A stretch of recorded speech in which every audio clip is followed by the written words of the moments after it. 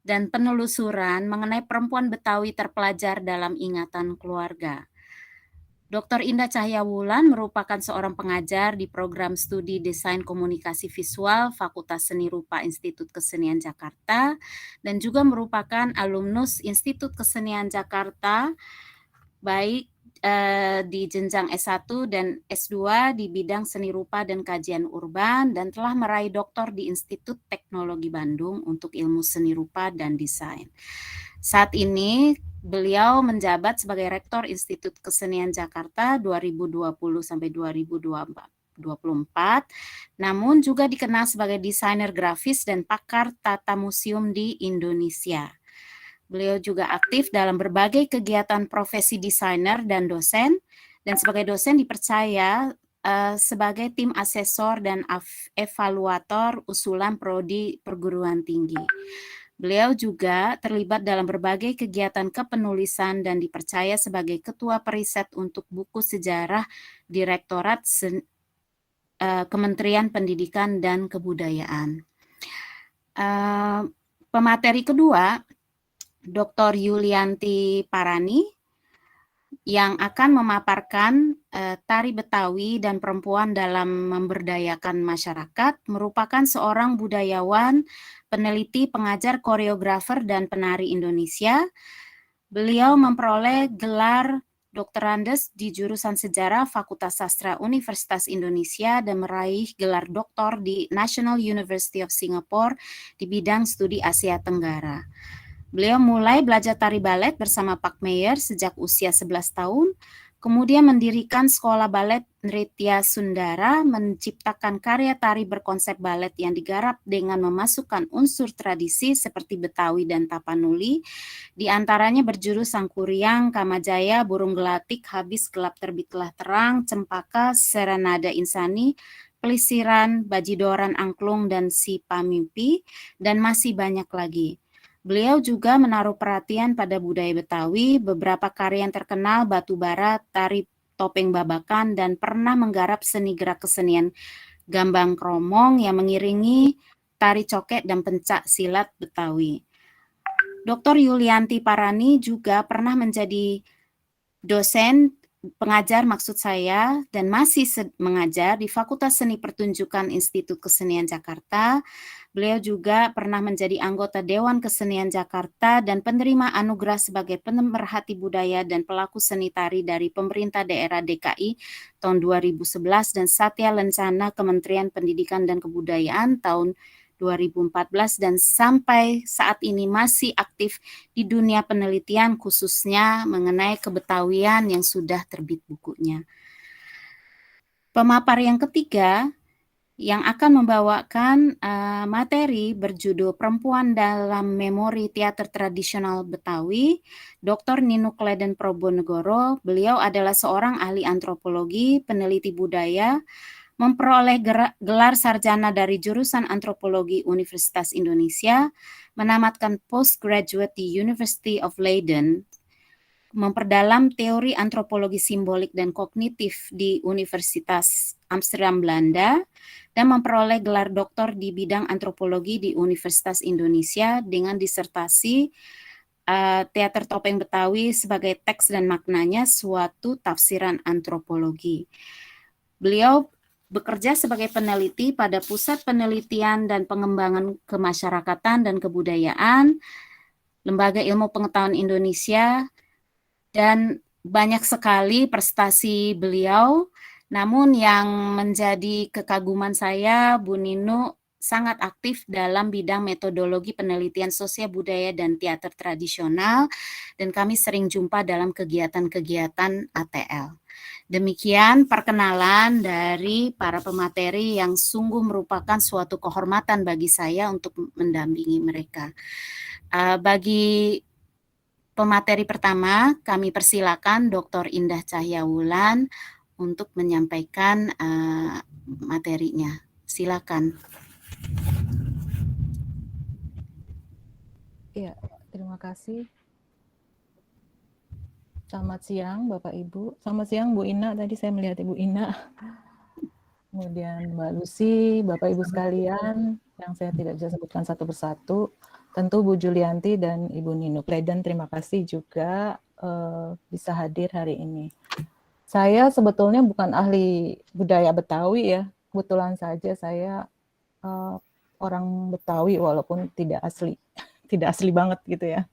Jadi sebetulnya ini lebih banyak kepada cerita dari ingatan kami sebagai keluarga Betawi dari ibu ya, ayah saya orang Sunda sih. Tetapi budaya yang ada di lingkungan kami itu kalau kami sedang berkumpul dengan keluarga ayah itu biasanya memang budaya Sunda gitu. Bicaranya juga bahasa Sunda gitu. Tetapi kalau sedang berkumpul dengan keluarga dari ibu itu semuanya Betawi, ya akan keluar deh semua budaya-budaya Betawi dan bahasa-bahasa. Jadi penelitian ini juga bukan penelitian yang apa ya, yang mendalam ya, atau yang betul-betul bertahun-tahun dilakukan, tetapi ini seperti kumpulan dari ingatan-ingatan kakak-kakak saya, tante-tante saya terhadap bagaimana keluarga Betawi kami gitu ya khususnya. Jadi saya membaca dari tulisan dan penelitiannya Ibu Yasmin, kemudian juga beberapa tulisan-tulisan dari banyak peneliti Betawi lainnya yang membagi kelompok-kelompok etnik Betawi itu menjadi beberapa bagian. Kemudian saya membandingkan dengan apa yang terjadi di dalam keluarga Betawi kami itu sebetulnya agak berbeda. Jadi mungkin ini nanti barangkali bisa juga menjadi bahan pemikiran dari kita semua, apakah ada model seperti ini gitu, model seperti ini kemudian harus dikelompokkannya kemana gitu ya. Jadi judul materi saya adalah Perempuan Betawi Terpelajar dalam Ingatan Keluarga. Pasti di sini yang hadir banyak yang ahli Betawi, jadi saya mohon maaf kalau barangkali ada hal-hal yang luput yang kurang saya sampaikan ya. Silakan dilanjut. Artikel ini sebetulnya artikel yang menjelajahi keluarga Betawi sebagai situs memori kolektif. Jadi untuk memahami bagaimana memori keluarga dalam memproduksi identitas individu dari perempuan Betawi yang memiliki potensi untuk mereformasi memori nasional tentang tipikal perempuan Betawi. Jadi kita sering mendengar tipikal perempuan Betawi ya, seperti apa gitu. Silakan dilanjut. Jadi bagian pertama saya membahas soal orang Betawi, pengelompokan etnik dan identitas. Lanjut. Jadi ini barangkali banyak di buku-buku ya. Ini saya juga mendapatkannya dari buku bahwa kaum Betawi itu baru mulai populer ketika Muhammad Muhsi Tamrin mendirikan perkumpulan kaum Betawi di tahun 1918. Dan kaum Betawi ini memang orang yang campuran dari berbagai macam budaya ya, berbagai macam bangsa asing dan juga etnik-etnik lokal di Indonesia. Lanjut. Kemudian saya melihat juga ada pengelompokan yang bisa secara geografis itu dibagi menjadi dua ya, kaum Betawi itu tengah dan pinggiran. Tapi dari intensitas transformasi budaya Barat, ada yang membagi menjadi tiga, Betawi Indo, Betawi Tengah Kota, Betawi Pesisir, Pinggir atau Udik. Lanjut, kemudian juga saya melihat dari penelitian Ibu Yasmin itu membaginya menjadi tiga, Betawi Kota atau Tengah, Betawi Pinggir, dan Betawi Udik. Ibu Yasmin menjelaskan di situ bahwa kelompok Betawi Tengah atau Kota itu adalah yang tinggal di daerah pusat ya. Biasanya mereka tuan tanah, kaya raya, dan berpendidikan. Betawi Pinggir biasanya memiliki usaha berkebun, mengontrakkan rumah, pada umumnya menimba ilmu agama saja. Ada elit-elit Betawi yang biasanya memiliki pesantren, ya, seperti Ibu Hajah Tuti Alawiyah dan Kiai Haji Abdullah, itu katanya masuk golongan Betawi Pinggir. Kemudian ada juga yang namanya Betawi Udik yang berpendidikan rendah. Dikatakan mereka Islam abangan dan bekerja sebagai penjajah makanan tradisional, seniman tradisional, pengrajin atau petani. Kemudian lanjut. Kemudian ada masalah identitas. Jadi sebelumnya mungkin kurang terangkat, sehingga setelah Gubernur Ali Sadikin menggagas kegiatan lokal karya kebudayaan Betawi, orang Betawi mulai sedikit demi sedikit menghapus sifat inferiornya, kemudian tidak lagi menyembuhkan identitas dan mulai bangga menyebut diri sebagai orang Betawi. Lanjut. Ya, kemudian saya membahas soal perempuan Betawi, stigma dan stereotip. Jadi kalau kita melihat stigma yang muncul, dan ini saya rasa kadang masih ada ya sampai sekarang ini ya.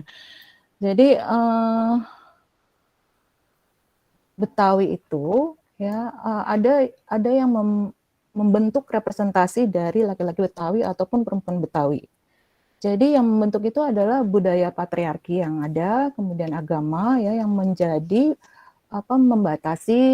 membatasi langkah ataupun kesempatan berkembangnya dari perempuan Betawi, dan ada juga stigma dan stereotip ya. Kemudian muncullah stigma dan stereotip itu kemudian dari masyarakat umum ya yang katanya Betawi. Laki-laki Betawi itu pemalas, kasar, jual tanah warisan, tukang kawin. Itu akhirnya menghasilkan narasi mengenai masyarakat Betawi yang sebetulnya jadinya sepertinya lian ya dan terpinggirkan. Tapi stereotip ini sepertinya malah diabadikan gitu melalui narasi-narasi yang diciptakan oleh media populer seperti film, sinetron, dan iklan. Contoh yang paling nyata adalah sinetron Sidul ya. Dia sangat populer di tahun 90-an. Bahkan kemudian remake ya jadi film bioskop.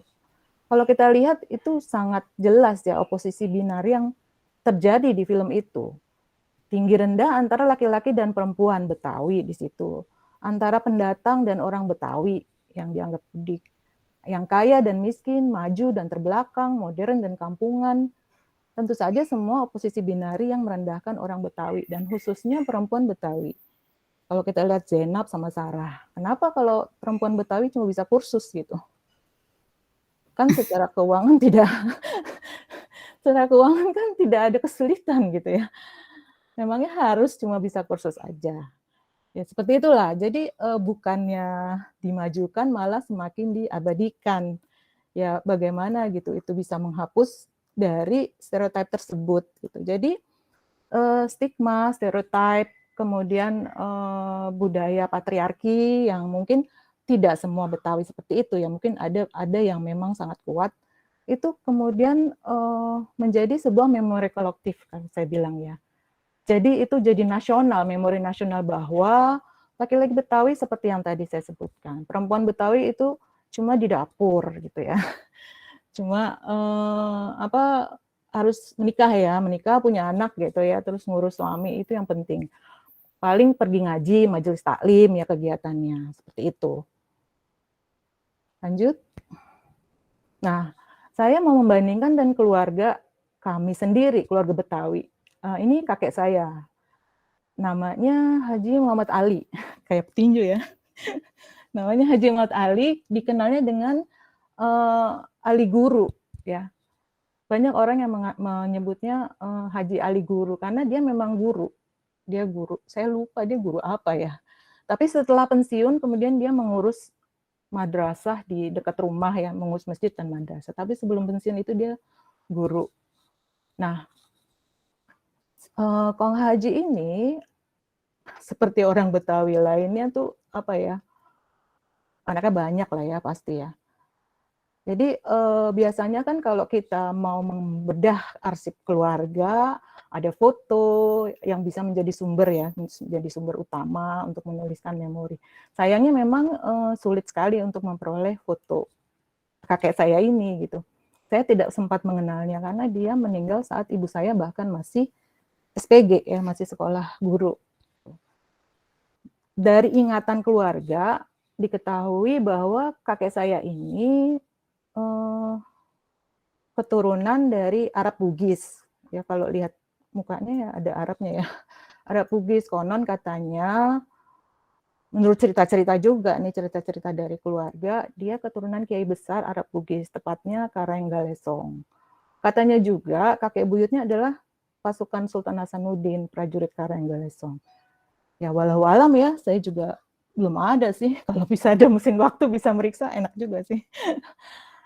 Nah, dalam ingatan kami sebetulnya Kong Haji Ali ini tidak punya banyak saudara ya. Yang saya ingat itu pun saya tidak sempat bertemu. Kakak saya tapi sempat bertemu. Kakak saya yang pertama ya.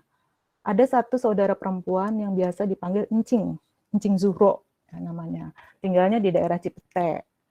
Encing Zuhro ini profesinya bidan. Kalau orang Betawi sekitarnya memanggil dia Paraje ya. Paraje atau dukun beranak. Kalau dulu namanya dukun beranak, kalau sekarang bidan. Nah, itu yang saya tahu saudaranya itu saudara perempuannya ya. Kong Ali dan tinggalnya di daerah Cipete. Kong Ali sendiri kebagian warisan itu di daerah Kebayoran Baru, CSW, Panglima Polim dan sekitar Blok A. Kalau saudara-saudaranya sepupunya ada di daerah Pasar Minggu. Kalau nggak salah sih kami pernah ke sana juga sih, tapi mungkin saya masih kecil banget nggak ingat. Tapi kakak saya yang suka inget tuh. Katanya di Pasar Minggu rumah sepupunya itu besar sekali. Ya Pasar Minggu ya. Nah, karena letak tanah Kong Ali ini strategis, malahan banyak diambil oleh pemerintah katanya untuk dijadikan kantor dan fasilitas umum. Seperti sekolah dasar. Salah satunya kalau nggak salah sekolah SD Blok B katanya, itu tanahnya Kong Ali. Sampai akhir hayatnya sih kakek saya ini tinggal di tanahnya yang tersisa di daerah Blok A ya. Mungkin karena Kong Haji Ali ini seorang guru, jiwa sosialnya tinggi ya, bukan pedagang atau pengusaha sehingga tidak ambil pusing waktu tanahnya diambil oleh pemerintah. Apalagi kalau buat dibangun menjadi SD. Nah, kakek saya yang berasal dari tinggal di Kebayoran Baru ini pertama kali menikah dengan nenek. Kok kakek saya sih? Ya betul ya kakek saya ya. Ya, menikah dengan Nyak Rumani, ini saya juga belum pernah bertemu. Itu dari Bekasi katanya. Jadi punya 6 anak, salah satunya ibu saya. Jadi perempuan 3, laki-laki 3. Coba dicek di sini. Lanjut. Nah, ini adalah istri pertamanya, nenek saya, ibu dari ibu saya, punya 3 anak, laki-laki 3 anak perempuan. Kemudian saat anak yang bungsu, adiknya ibu saya masih kecil ya, kemudian ibunya itu meninggal, jadi masih umur 3 tahun. Udah meninggal dunia, kemudian akhirnya menikah lagi, tetapi pada saat melahirkan meninggal dunia istrinya yang kedua itu. Anaknya pun yang dilahirkannya meninggal. Kemudian beberapa tahun kemudian menikah lagi dengan Ibu Fatma. Nah, ini yang saya kenal nenek saya ini. Saya memanggilnya Mih Pegaden karena dia dari Subang Pegaden. Mih Pegaden punya 4 anak ya, 2 laki, 2 perempuan. Kemudian dengan Kong Ali melahirkan 2 laki dan 2 perempuan juga. Jadi total itu anaknya ada 14. Nah, di keluarga Kong Ali ini, keluarga Betawi kami, sama sekali tidak ada pedagang ataupun apa, ada sih satu wira swasta ya, satu anaknya. Yang lainnya itu pegawai negeri, ada satu ibu rumah tangga, ada satu pegawai swasta, yang lain 11 itu pegawai negeri. Sebagian guru ya, pegawai negeri dan guru. Jadi nggak ada tuh, nggak ada yang saya dengar apa punya kontrakan banyak, kemudian dapat hasilnya dari kontrakan, itu nggak ada di keluarga kami. Semuanya kalau nggak pegawai, guru. Dan kebanyakan yang perempuan itu hampir semua guru. Ada yang penilik, ada yang kepala sekolah, ada yang guru. Satu ada pegawai rumah sakit. Udah meninggal semua, tinggal yang bibi dan om dan mamang ya, bibi, tante dan om saya ada 2, kemudian bibi saya ada 2, itu yang masih ada, yang uak-uak sudah meninggal semua. Jadi kalau katanya stigmanya orang Betawi itu suka kawin banyak dengan banyak orang gitu ya, sunnah Nabi yang katanya bisa 4 gitu, atau daripada apa namanya main perempuan mendingan beristri, tidak ada di dalam keluarga kami. Nggak ada yang sama sekali, nggak ada yang poligami. Kong Ali nggak poligami, anak-anaknya nggak ada yang poligami, cucu-cucunya juga. Kalau cicitnya masih belum pada merit ya, masih pada. Nah ini ada satu cicitnya di sini, tadi saya lihat, Rima, ponakan saya. Dia pengacara, perempuan tapi pengacara. Nah, jadi di sini jumlah anaknya 14, cucunya 40, cicitnya kira-kira 50-an. Cucunya 40-an kira-kira, tapi saya juga agak lupa ya, soalnya banyak yang udah nggak pernah ketemu. Lanjut, silakan. Nah, perempuan Betawi dalam ingatan keluarga kami itu juga tidak seperti perempuan Betawi yang dikatakan stereotip ya, bahwa apa namanya, perempuan Betawi itu kurang bisa maju gitu ya.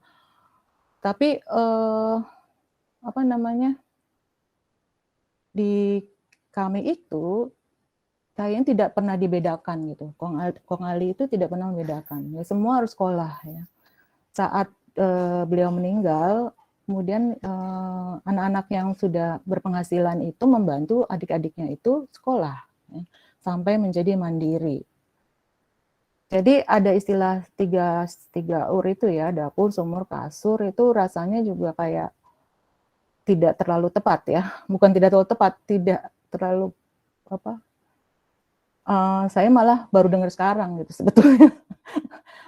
Sebetulnya tadinya saya nggak pernah dengar gitu di Betawi itu ada seperti itu gitu.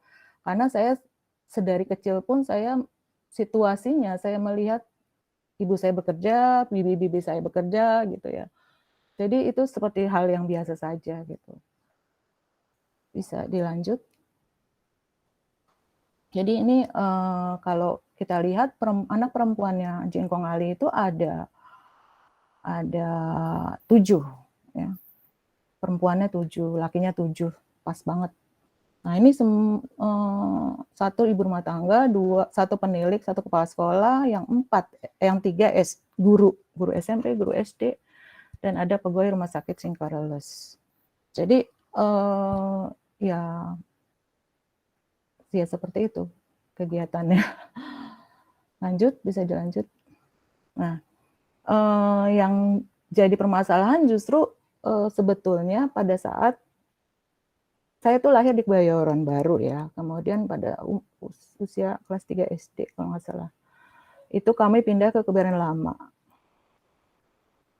Ibu saya sih kelahiran Kebayoran Baru ya, dari kecil dia di sana, kemudian pindah ke Kebayoran Lama itu, jangan dibayangkan Kebayoran Lama sekarang ya.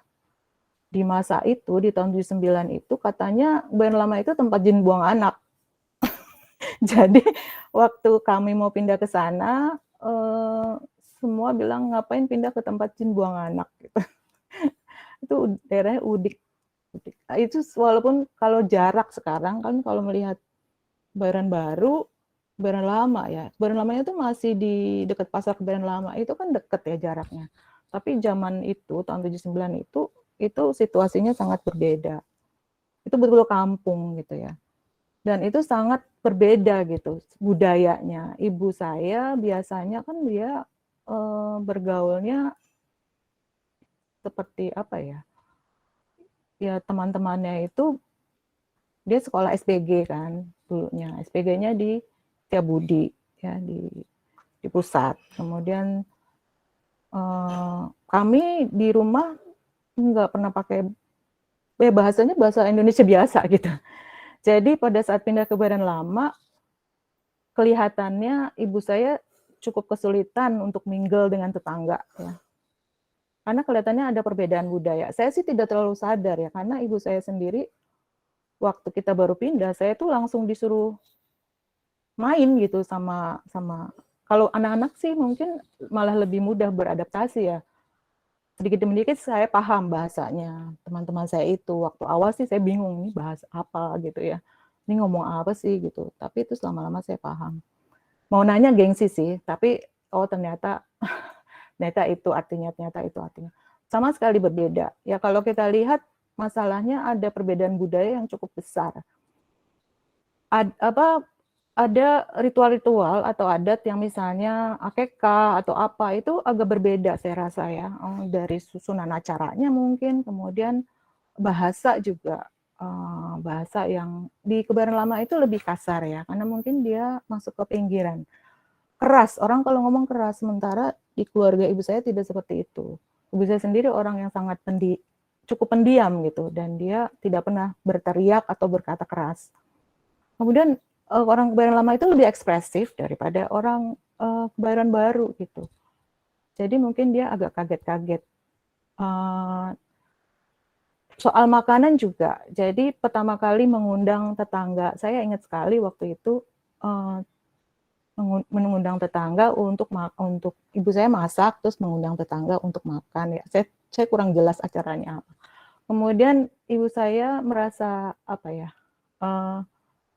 Itu semua membicarakan masakannya dia karena berbeda.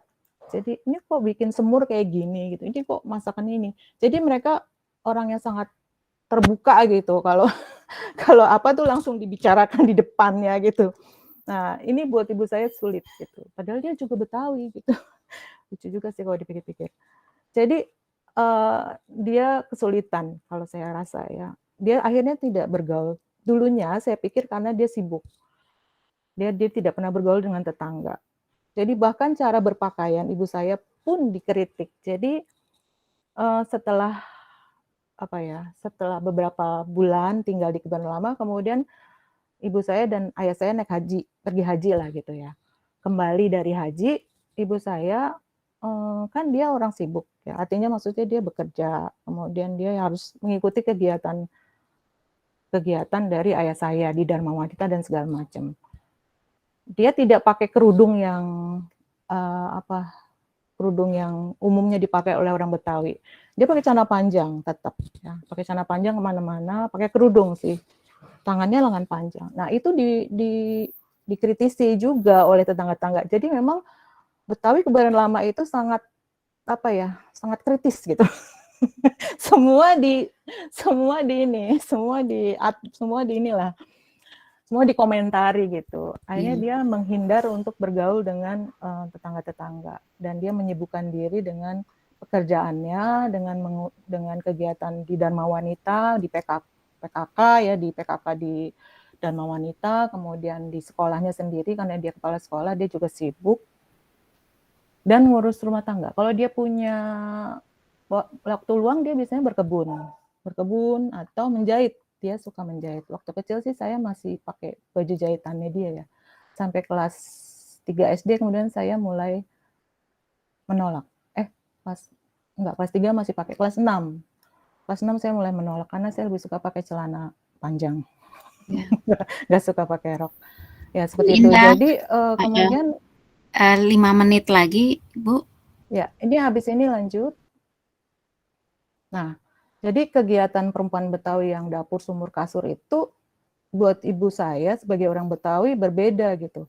Dapur sumur kasur tuh mungkin bagian dari mengelola rumah tangganya, tapi dia harus mengelola pekerjaannya sebagai kepala sekolah, dia harus mengelola kegiatan membantu suaminya di Dharma Wanita. Kemudian lanjut.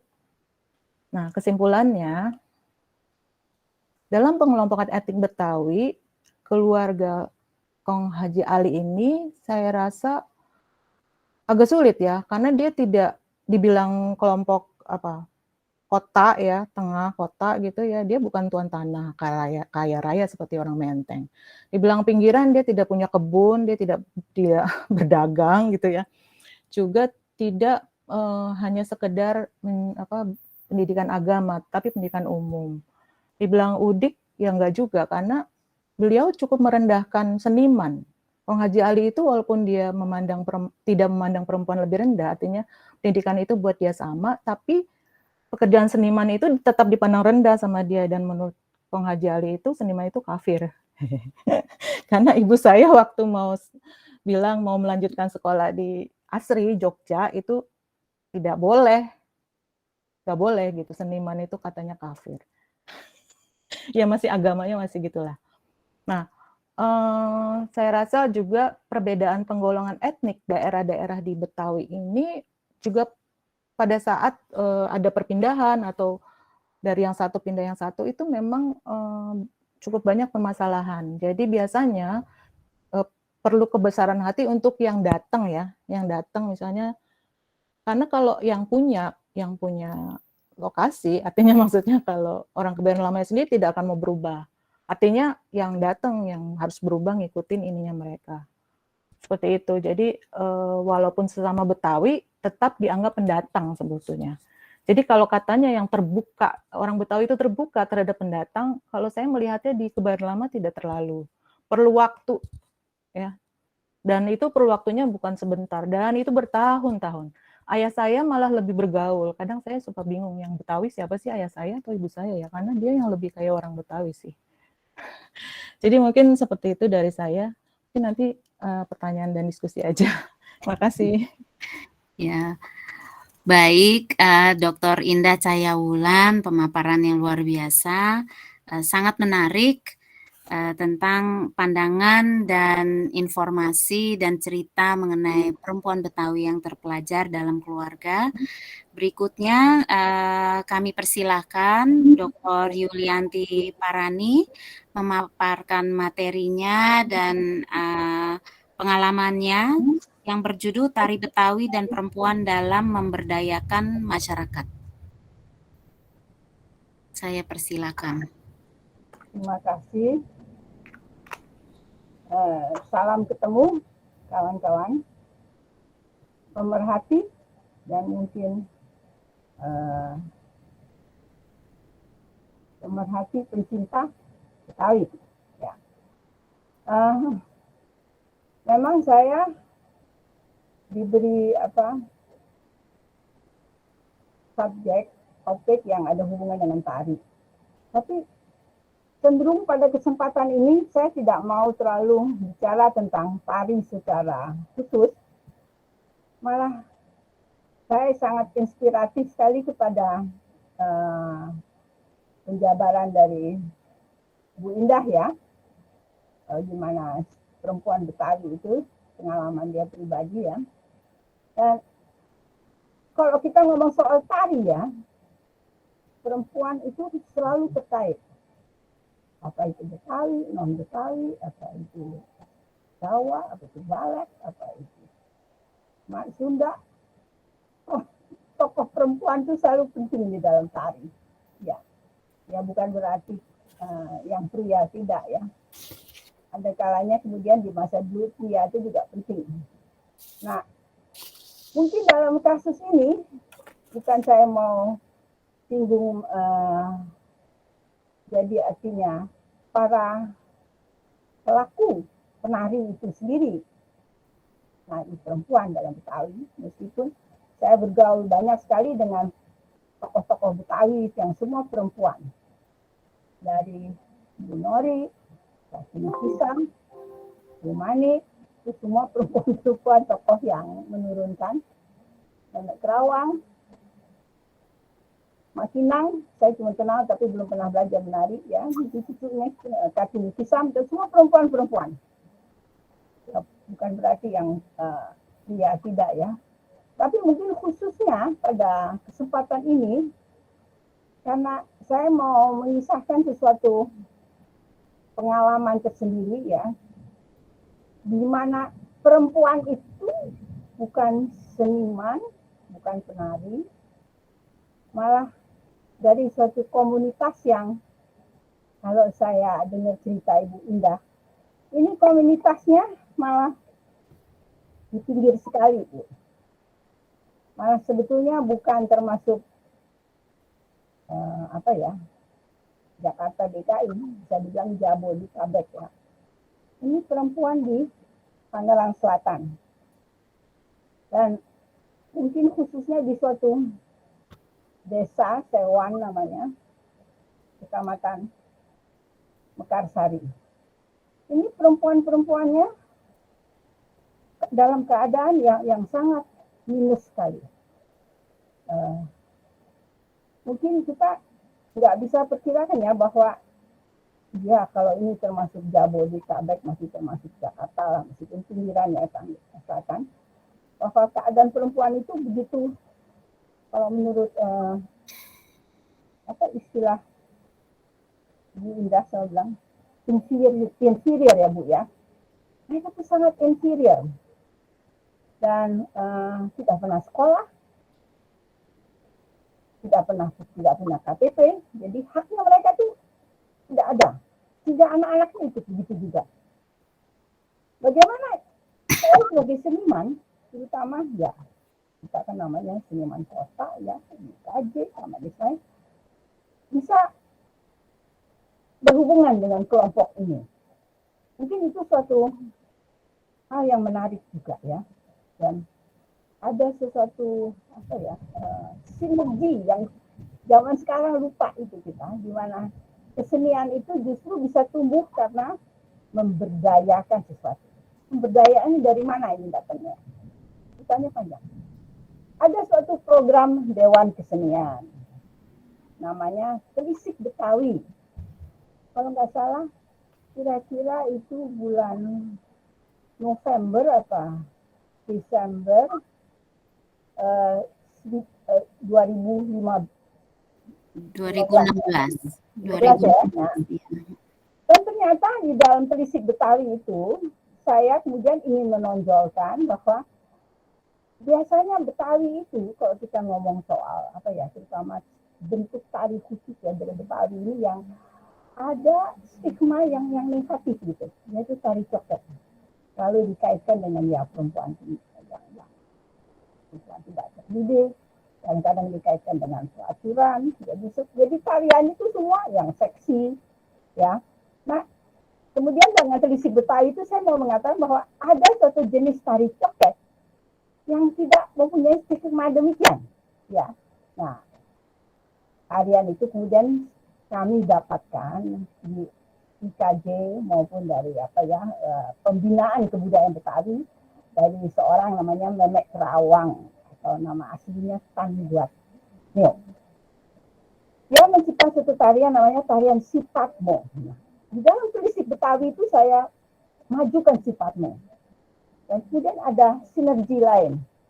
Ini program Telisik Betawi ini dengan dimana saya memberdayakan atau merevitalisir Sipatmo ini, tari coket khusus yang mungkin lebih ritualistik daripada seksualistik ya.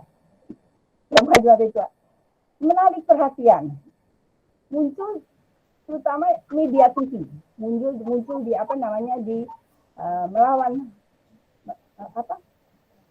lupa ya, betul tidak? Itu acara Metro. Ketika muncul di TV terbuka, tiba-tiba beberapa bulan, saya rasa kalau nggak salah, kira-kira bulan Februari 16 ya, datang ibu-ibu dari satu kelompok telepon saya, mau ketemu saya, mau setengah mati, mau ketemu. Saya pikir, kenapa mereka mau ketemu? Ini kumpulan organisasi ini sebetulnya suatu kumpulan LSM, namanya Pusat Pengembangan Sumber Daya Wanita, kita sering sebut PPSW cabang Jakarta. Mau ketemu saya, dan akhirnya ketemu sudah kerja, yang saya merasa tertarik. Mereka menjelaskan mereka sedang memberdayakan perempuan miskin di suatu desa yang terpencil sekali di Tangerang Selatan itu, perempuan miskin yang tidak bisa apa-apa, dan mereka lagi sedang memberdaya bagaimana biasa perempuan ya, supaya mereka tuh bisa hidup tidak tergantung pada suami, ditinggalkan suami, bisa berdikari. Mereka disuruh bikin kue begitu ya, bikin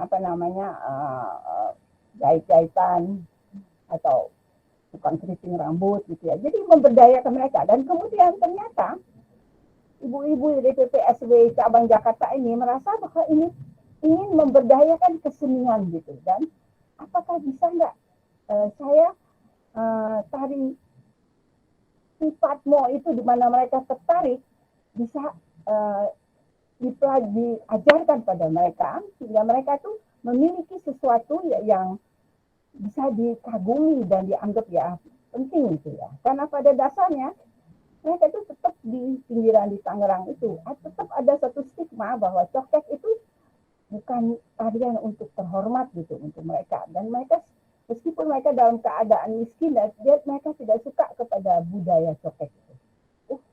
Oke, saya tertarik. Kemudian kita buat perjanjian 3 bulan, saya sudah suruh kontrak ya.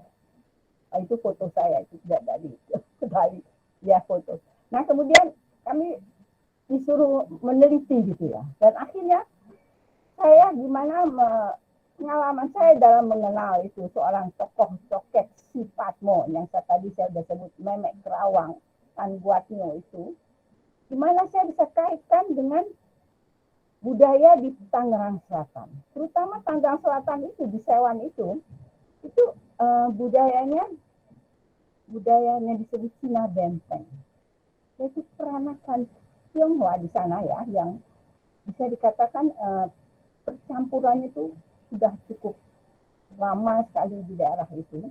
Tapi mereka tuh Cina Benteng yang di situ itu memiliki suatu sikap eksklusif sosial, karena mereka tidak ada kemampuan untuk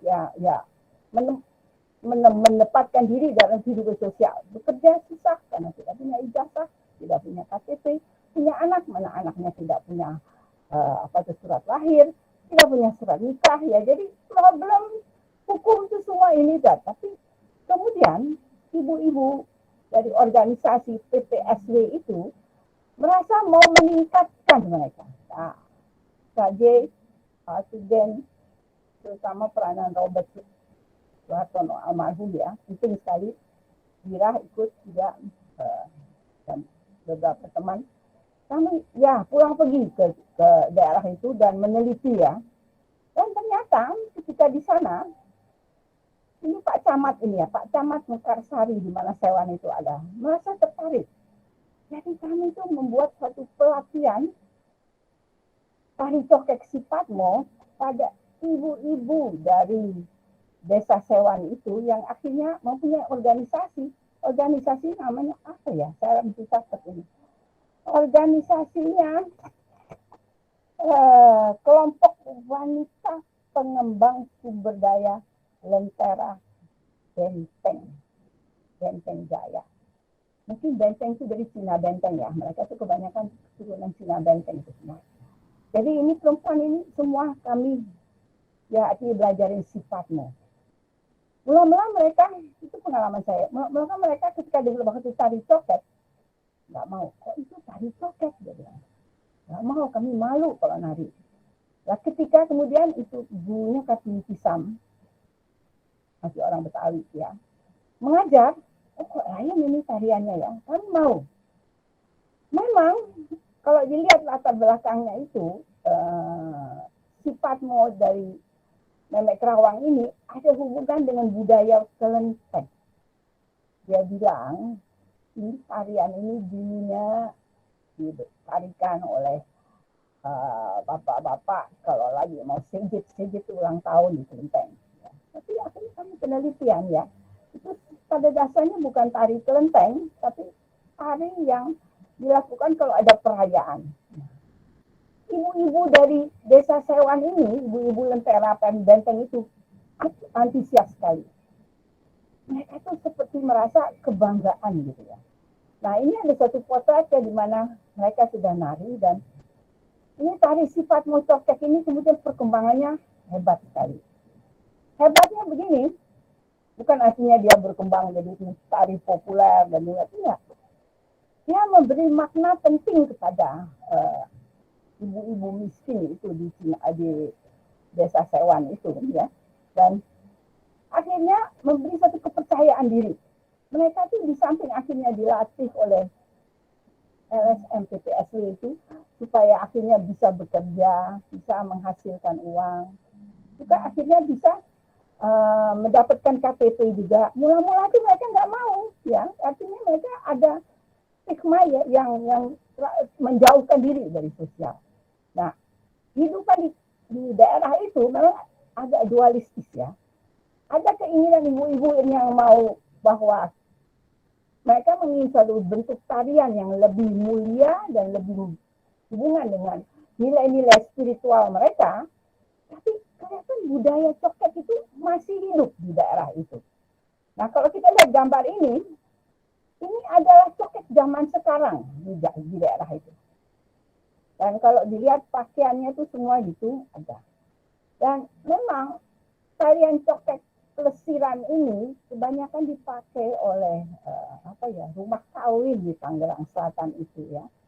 Kalau ada Cina Benteng kaya itu kawin, jadi mereka buat pesta besar. Nah, ini ada penari coket ini yang kemudian disewa gitu ya. Dan ada yang ngerawat mereka juga. Ada seorang mak kucing namanya, mak coket gitu yang ngerawat mereka. Itu kita semua melihat itu, ketemu maknya juga kita melihat gimana. Nah, tarian ini sebetulnya suatu bentuk hiburan gitu. Sifatnya pelesiran gitu.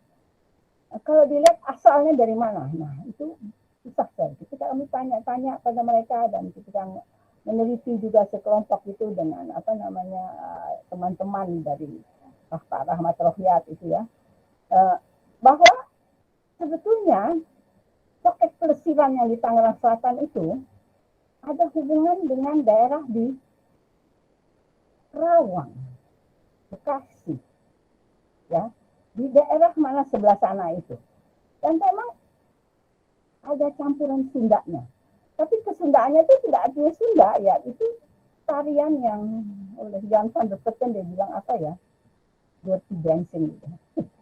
Ya itu istilah, saya ingat filmnya Patrick Swayze ya, dirty dancing.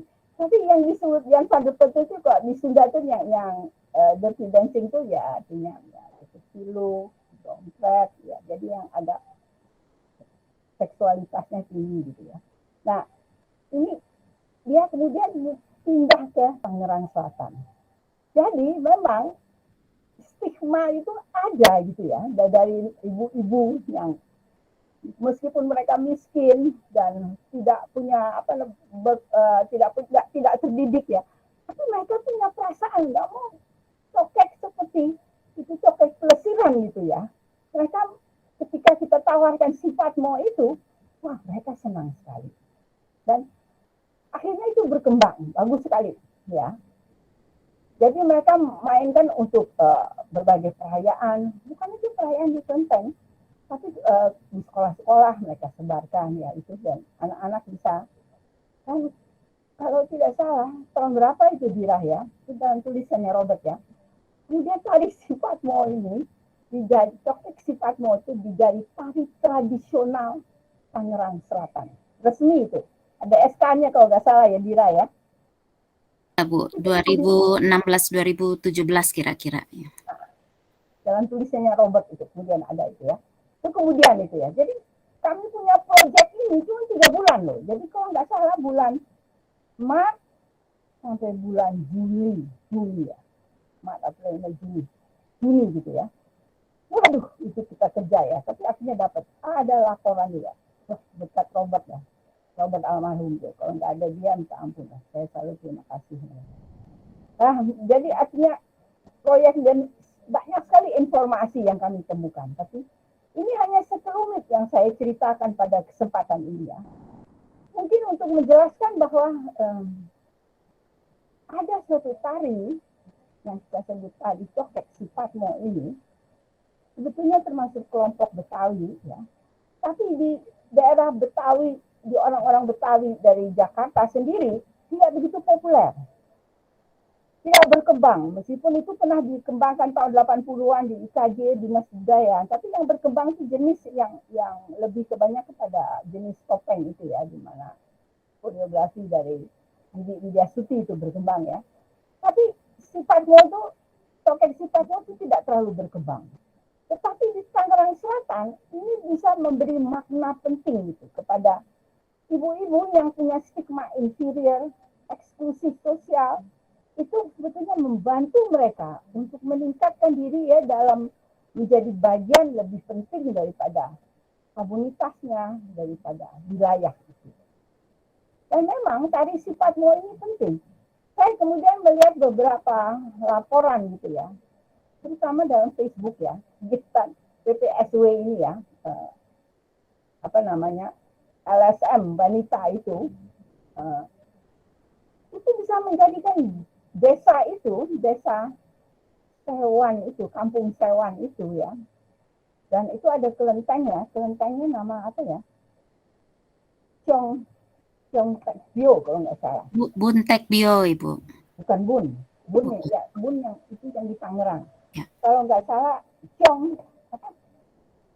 Tek Bun. Ya, Chong, pakai Chong. Nah, itu kelenteng itu dan desa itu dan kegiatan wanita-wanita itu mereka bisa bikin kue, bisa ada macam-macam ya. Itu meningkatkan kepariwisataan. Memang dengan bantuan Pak Camat juga. Pak Camat itu seperti memang mau ya memberi makna kepada daerahnya yang terbelakang itu, ada kelenteng, ada ibu-ibu yang aktif gini, ada budaya Suparno, wah senang sekali dibantu gitu ya. Dan juga dinas BUD ya membantu gitu, sehingga ada kegiatannya yang positif gitu. Tidak saja bagi pengembangan tari, tapi pemberdayaan masyarakat oleh perempuan-perempuan ini, perempuan pengembang Lentera Benteng ini. Dan akhirnya ini juga saya pernah lihat di Facebook ini, menarik perhatian tamu-tamu luar negeri. Ada tamu-tamu dari Australia kalau nggak salah, merasa tertarik pada proyek ini. Tapi mungkin yang saya sayangkan, proyeknya agak tenggelam untuk IKJ, meskipun yang itu IKJ sendiri tidak ada minat untuk memberdayakan dan kegiatan yang demikian, karena memang mau kreativitas yang tinggi saja, yang hanya untuk kelompok seniman, tidak kan pemberdayaan yang lebih simple gitu ya. Dan akhirnya juga mereka berkembang sendiri. Di dalam perkembangan sendiri itu bisa dikatakan membahagiakan terutama. Karena itu memberi sesuatu, ya bisa dikatakan suatu suntikan spiritual kepada ibu-ibu yang sangat inferior. Ya. Saya dengar kemudian mereka tuh bisa diusahakan mempunyai KTP, surat lahir, anak-anaknya kemudian surat lahir. Sebelum itu nggak bisa. Jadi mereka nggak bisa bekerja, malah nggak bisa ikut pemilu katanya. Malah disalahgunakan itu pemilu, mereka dikasih KTP palsu, gitu. Tapi nanti diambil lagi oleh pendukungnya. Ada cerita-cerita menarik semua yang kami ke sana itu. Jadi artinya mereka tuh diberi bermakna sebagai warga inklusif gitu ya, dari Mekarsari, Tangerang Selatan. Di mana sifat Mo ini turut memberi makna. Ya bagaimana dengan penari pelesiran itu? Ya tetap aja, karena hiburan pelesiran daripada rumah kawin yang cukup banyak di Tangerang itu tetap ada. Cuman ya ada permasalahan itu, bahwa tari-tari yang berkembang itu berbeda sekali ya. Itu sangat hiburan, ibarat line dance ibu-ibu itu, jadi cenderung gayanya seperti dia, meskipun mereka pakai pakaian seperti jaipongan gitu ya. Tapi kalau dilihat geraknya itu bisa seperti salsa, caca-caca gitu ya, lebih rajin gitu. Jadi satu mixture yang sangat entertaining gitu ya. Itu tetap masih ada. Sebetulnya kami anjurkan supaya yang ini juga dibenahin gitu, juga agak kreatif gitu ya. Jangan hanya mikirin yang entertaining seperti line dance, yang caca-caca, yang apa itu bachata, apa zumba itu ya. Tapi kenapa tidak kepada sesuatu ya, coket itu kita buat lebih artistik. Ini belum terjalin, mereka tidak begitu interest. Seniman-seniman juga tidak interest. Ya, saya kemudian kehilangan jejak dari mereka. Sampai dia suatu waktu bilang, Bu, ceritain Bu tentang proyek kita itu tahun 2016 ya, berakhirnya. Dalam cara memberdayakan masyarakat. Oke, saya akan cerita ini. Itu laporannya panjang dan banyak sekali temuan-temuan kita. Karena kita ketemu semua, ada kumpulan mak cikin coket itu. Kita ketemu dengan beberapa pemilik Gambang Kromong, yang mungkin yang paling penting itu kita ketemu dengan pemain tehiang yang terkenal sekali, bahwa Pak Goyong itu Cincang ya, sampai sekarang juga kita langsung pemain tehiang yang nggak ada seperti dia ya, karena dia masih klasik gitu ya, lagu-lagu Fobin yang klasik itu hanya bisa main. Kemudian kita ketemu lagi seorang pemilik gambang kromong ya, namanya dia disebut sebagai Papa Ihong gitu. Itu ya, ada papanya, ada Ihong ya, nggak apalah, itu mixture ya, mixture urban barangkali. Nah, Papa Ihong ini dulu tuh memang bergabung dengan sesuatu pemilik gambang kromong sangat selebriti tinggi sekali ya, pernah main untuk Bang Ali, Pak Madini di Jakarta ya. Tapi kemudian raga mustika yang begitu populer zamannya Bang Ali itu kemudian mundur, keluarganya kemudian memiliki rumah kawin fancy itu ya. Ya masih tetap ada, tapi perkembangannya mungkin pindah ke yang lebih fleksibel, yang lebih populer, yang menghasilkan uang. Tapi Papa Ihong ini masih mau main gambang kromong. Ya, memiliki gambang kromong sendiri, tapi kondisinya memang sudah sangat rawan sekali. Sampai dia udah tua, gambang kromongnya juga peralatan ada, pemainnya nggak ada. Kalau dia ada tawaran untuk hajatan itu untuk main, dia mesti ngumpul orang. Ya, dan ternyata kami menemukan banyak hal menarik dalam 3 bulan itu ya, dan saya sayangkan tidak ada bisa diteruskan peminatnya. Pertama, dilihat bagaimana memberdayakan kesenian itu tidak dari segi artistik, ekspresi kesenian yang adiluhung gitu di panggung internasional, tapi lebih melihat bagaimana itu bisa memberdayakan sekelompok komunitas ya, yang memerlukan itu sebagai bagian dari perkembangan budaya, adab, mungkin juga spiritualitas. Dan saya tetap menggarisbawahi bahwa adanya ini sebetulnya itu satu sinergi, bermula dari Dewan Kesenian Jakarta yang buat program. Saya saksikan Dewan Kesenian Jakarta membuat begitu-gituan lagi. Ya, namanya banyak sudah berubah ya, dan saya tidak mau menyesuaikan diri dengan perubahan aja. IKJ, tidak tahu saya di mana IKJ. Ada beberapa seperti Birah, teman-teman yang masih terus. Tapi dengan kehilangan Robert yang meninggal tahun lalu juga saya merasa terpukul sekali. Karena sebetulnya yang menggerakkan di IKJ itu dengan itu hanya Robert. Yang lain, ya bukan saya tidak menyukai yang lainnya, tapi saya masih ada research gitu perasaan. Mungkin saya tidak mau terlalu cerita banyak ya, Mira. Saya mengakhiri. Kalau ada pertanyaan dari teman-teman, kemudian saya tampung, saya silakan Nino untuk berbicara selanjutnya. Terima kasih untuk melihat dan mendengarkan saya. Baik, Ibu Yulianti, terima kasih atas pemaparannya, pengalamannya, dan nasihatnya ya. Memang saat ini kami di IKJ berniat untuk membangun budaya penelitian yang lebih hidup ya. Dan saya yakin teman-teman semua itu bersemangat untuk meneruskan cita-cita yang telah disampaikan melalui nasihat Ibu Yulianti.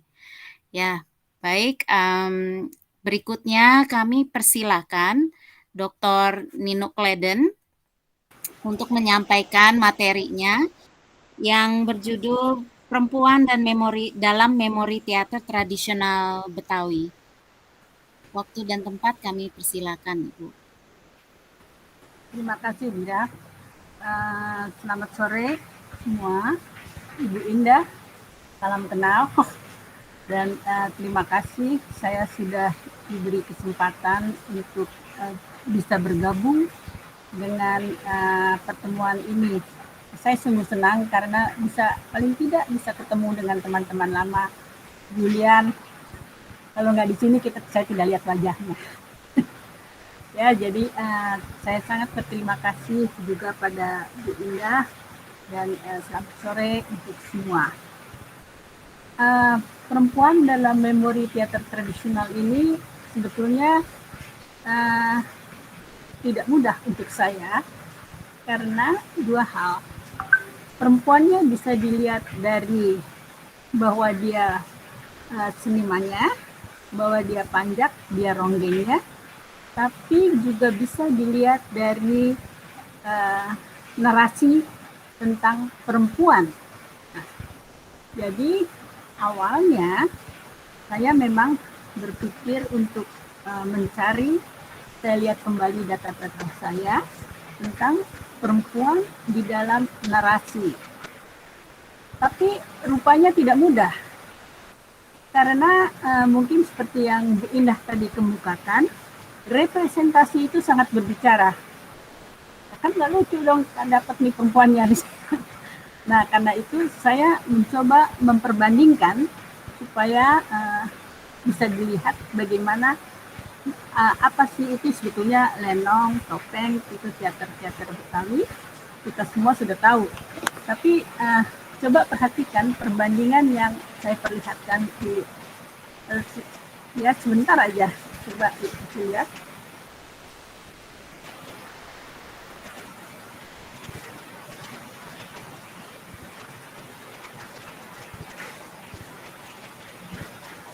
Ini nggak ada suara, nggak kedengaran ya suaranya ya.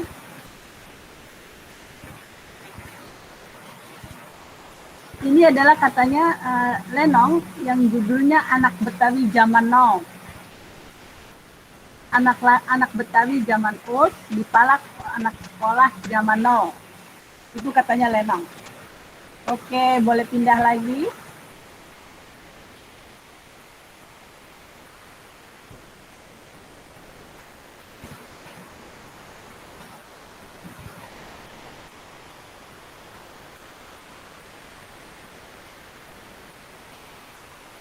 Ini juga lenong yang katanya dia lenong legenda. Apakah lenong legenda itu judul kelompok atau narasinya menjadi lenong legenda?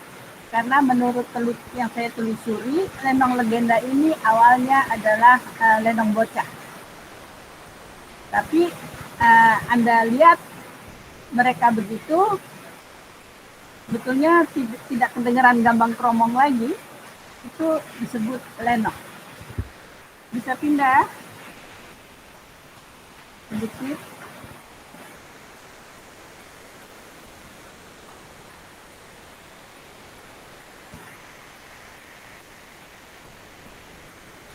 Nah, ini katanya topeng dari dengan lakon Mak Petir. Pagelaran dilakukan untuk meramaikan hajatan. Tapi rupanya mereka ini sudah naik ke panggung juga. Dan layar tidak menggunakan sepi. Ada perbedaan dari beberapa puluh tahun lalu di mana saya melakukan penelitian. Boleh diakhiri?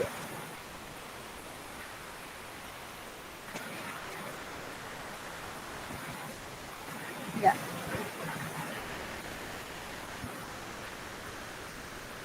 Kalau kita lihat petikan dari YouTube itu tadi, tampak sekali bahwa apa itu lenong tidak lagi jelas. Karena antara lenong dan topeng itu sebetulnya mirip dalam arti narasi, meskipun secara resmi kan mereka beda. Nah, ini yang upacara ketupat lepas dalam topeng. Ini dia masih mempunyai sifat yang sakral. Ini perempuan betul.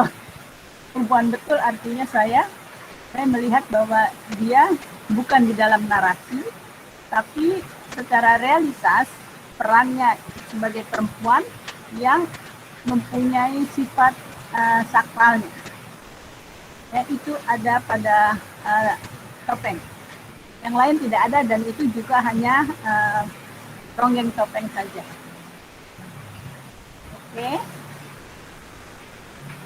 saya rasa cukup. Nah, ya. Jadi tadi sudah kita lihat dengan pintas bagaimana itu gambarannya, tapi perbedaan itu akan saya tekankan di sini untuk melihat atau mencari di mana letak perempuan yang perlu kita bicarakan sore ini. Lenong itu ada di ruang publik. Kalau topeng lebih pada ruang privat, karena di situ kita lihat tadi lebih menggunakan ada upacara tarik ketupat dan masih digunakan untuk hajatan. Tidak demikian hanya dengan lenong. Sesekali mungkin saya juga sebelum pandemi pernah ke Mau masih lihat lenong untuk hajatan. Tapi itu pun yang menikah adalah anggota dari grup lenong itu sendiri. Unsur lawak itu penting bagi kedua-duanya. Kalau di lenong, dampaknya menjadi semua yang lucu-lucu, semua yang lawakan itu disebut lenong. Ada istilah bahkan ngelenong. Ya, jadi itu semua penting. Lenong legenda itu itunya dari lenong bocah, tapi batasan tentang lenong menjadi sama. Akan halnya dengan topeng. Jadi topeng ini masih bersifat sakral. Terus kemudian narasinya, biasanya narasi itu, jadi ada cerita karangan, ada cerita riwayat, tapi cerita riwayat itu belum pernah dipertunjukkan. Saya sedang mencari di mana perempuannya dalam hubungannya dengan itu sebetulnya. Nah, kalau lenong berkembang menjadi kelompok-kelompok lawak, kelompok-kelompok yang apa yang lucu itu disebut lenong, dan banyak sekali jenisnya. Kalau topeng, dia sepertinya tidak terlalu berkembang, kecuali beberapa aspek penting seperti tari. Nah, tadi Ibu Lilian sudah perlihatkan misalnya, dan beliau juga tahu sekali bagaimana koreografi atau tarian-tarian perkembangan tarian di dalam topeng itu sangat berkembang. Lanjut. Nah, sekarang tentang memori dan teater ya. Memori itu adalah saya melihat memori itu sebagai perkalian antara masa lalu dan masa kini yang muncul dalam suatu pertunjukan yang dalam hal ini adalah lenong dan topeng. Memori itu dibentuk oleh suatu pengalaman sejarah, baik bagi individu maupun kelompok. Pengalaman sejarah menimbulkan ingatan untuk segala macam kehidupan. Ada perasaan susah, kemiskinan, konflik, duka cita, benci, trauma, itu semua termasuk pengalaman sejarah yang akan tinggal di dalam memori. Meskipun tentunya kita tidak menafikan bahwa hubungan antara memori dengan ekspresinya, yang dalam hal ini adalah teater, itu tidak seluruhnya utuh. Memori akan muncul disaring dengan berbagai alasan. Nah, selain kesenangan itu juga, atau bahkan politik, ekonomi, itu semua berhubungan dengan kemunculan ekspresi memori. Nah, dalam kajian memori kita membedakan antara memori dengan wacana memori. Karena itu, wacana memori ini kita lihat tidak statis. Nah, di sini saya lihat bahwa memori berhubungan dengan sejarah, ya. Jadi tuan-tuan tanah itu tentang biasanya dari ada jargon tentang tanah-tanah partikulir, Pak Sartono, Mona, mereka semua sejarah yang memperlihatkan tentang tuan-tuan tanah yang kita bisa rujuk kembali pada pertunjukan lenong dan topeng. Boleh lanjut?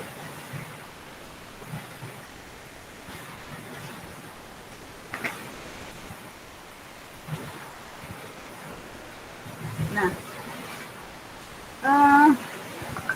di sini kita lihat bahwa ada memori adalah pengalaman hidup yang diungkapkan dalam teater yang tadi sudah saya katakan. Tapi pengalaman hidup itu yang bagaimana ya? Karena pengalaman hidup itu kan banyak sekali.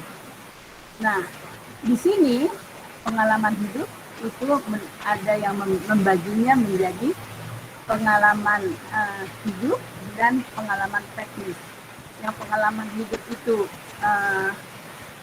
saya pakai istilah aslinya karena padanannya dalam bahasa Inggris lain juga ya artinya. Di sini alertness itu berhubungan dengan aspek mental dan emosi. Jadi rasa takut, benci, itu semua ada di dalam pengalaman alertness yang bertentangan, berlawanan dengan pengalaman teknis. Pengalaman teknis misalnya mengundang topeng atau lenong untuk hajatan, itu termasuk pengalaman teknis. Nah, tampaknya pertunjukan membuat ingatan mereka. Jadi kalau ada pertunjukan lenong atau topeng itu sama-sama dengan setting kebudayaan Betawi, tampaknya membuat ingatan mereka terhadap pengalaman itu dihidupkan kembali. Di situ ada kesadaran kolektif dan ada sense of belonging, di mana baik pemain maupun penonton sudah mengerti dan memahami tema pertunjukan. Pemain dan penonton adalah pengarang naskah pertunjukan, ya, atau pengarang naskah pertunjukan. Nah, sekarang memori yang mana itu?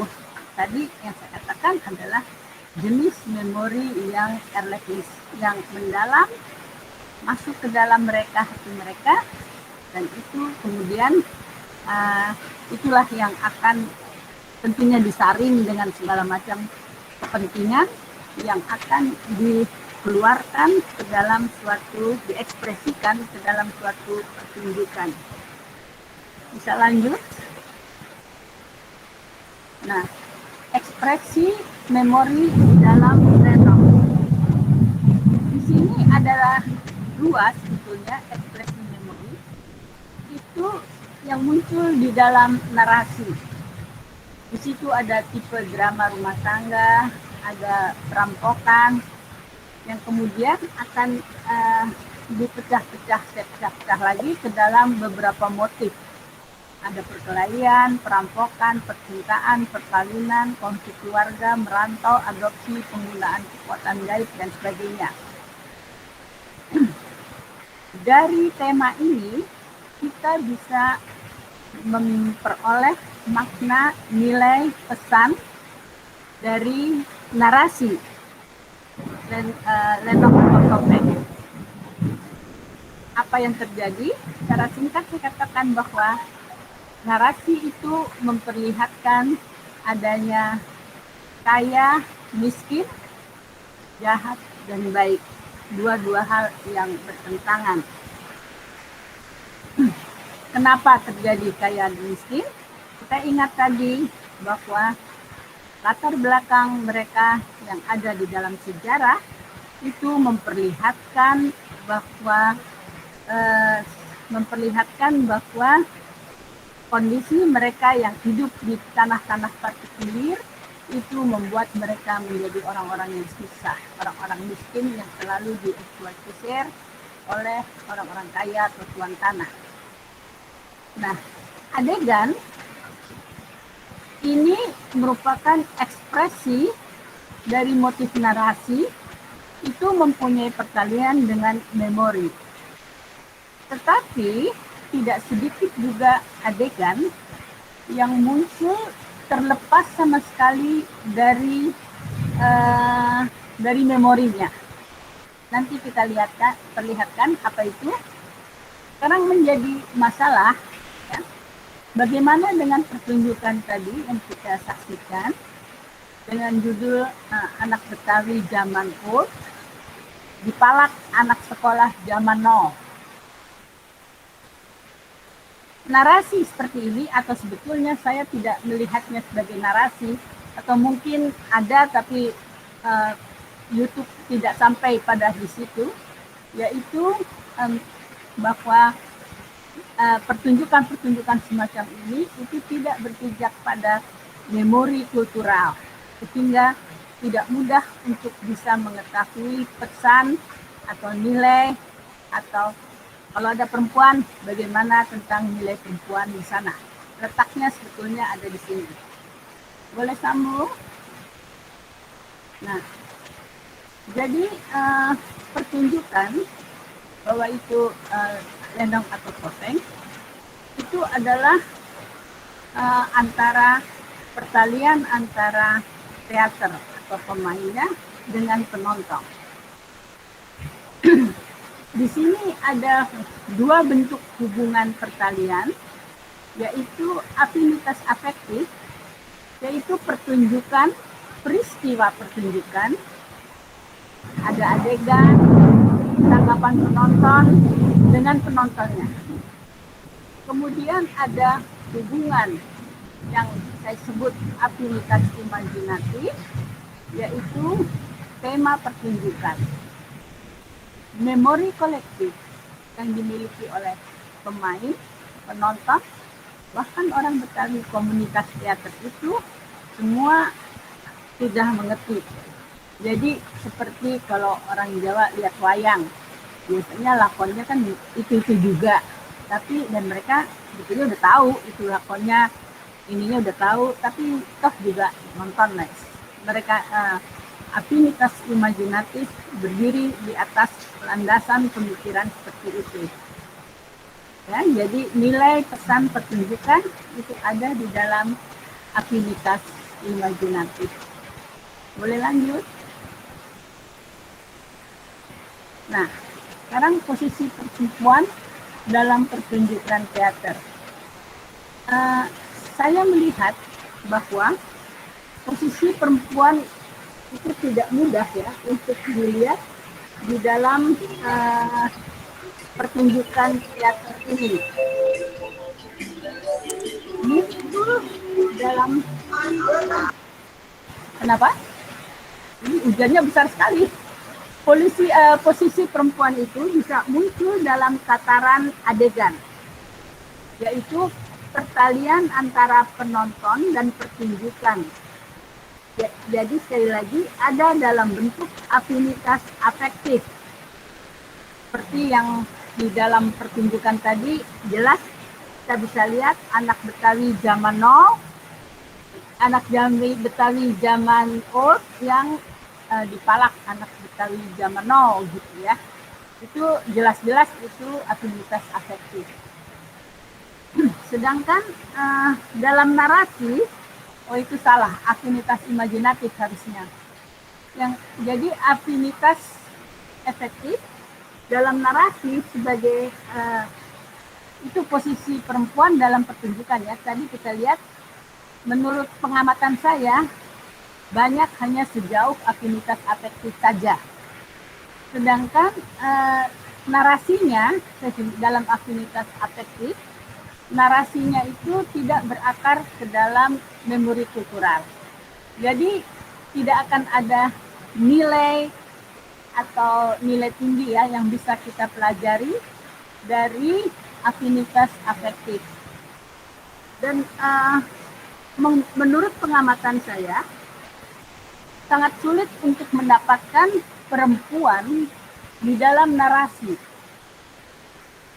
kalau mau afinitas imajinatif. Itu itu saya belum ketemu.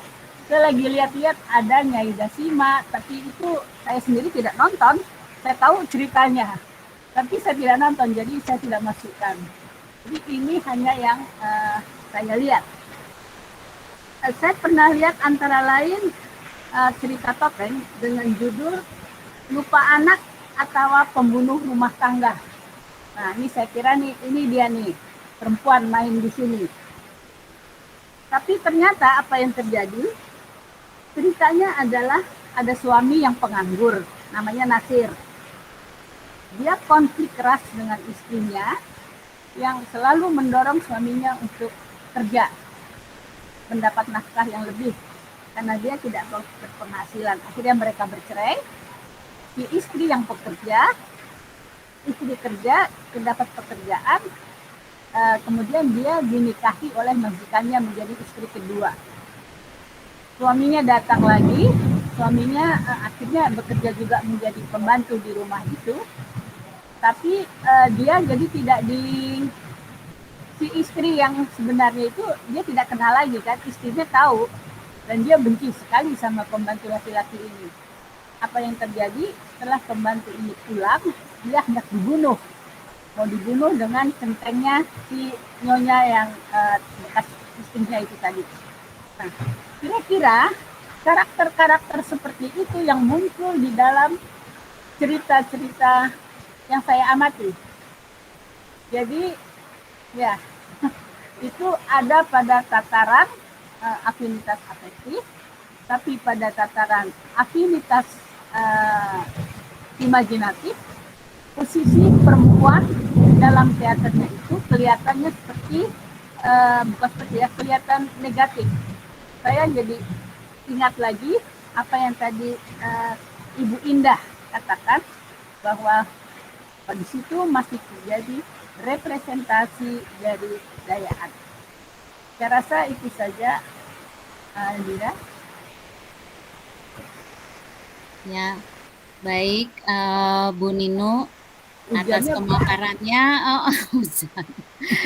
Ya, baik. Sekarang tiba waktunya kita mempersilahkan peserta apabila ingin menyampaikan pertanyaan-pertanyaan.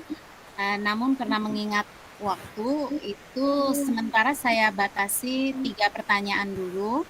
Namun sebelumnya saya beri rangkuman ya sedikit ya untuk kita mengingat kembali bahwa pemaparan Bu Indah itu menyampaikan mengenai ingatan perempuan Betawi terpelajar di dalam keluarga dan bahwa adanya oposisi biner antara perempuan Betawi yang terstigma dan yang terpelajar.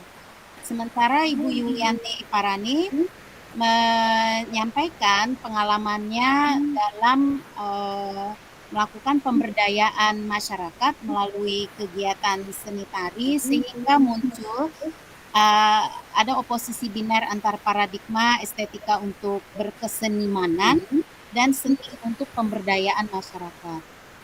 Sementara Ibu Nino tadi menyampaikan dalam pemaparannya memori dalam teater tradisional Betawi bahwa adanya realitas perempuan yang di dalam memori dalam narasi topeng, ada unsur upacara sakral, lalu ada ada binaritas antara ruang publik dan ruang privat, dan sehingga memori dalam pengalaman hidup dalam ungkapan teater itu menjadi kesadaran kolektif dan adanya pertalian teater antara teater dan penonton, sehingga dapat dimunculkan atau dapat dilihat bahwa posisi perempuan dan bagaimana direpresentasikan itu ada dalam narasi afinitas afektif dan imajinatif.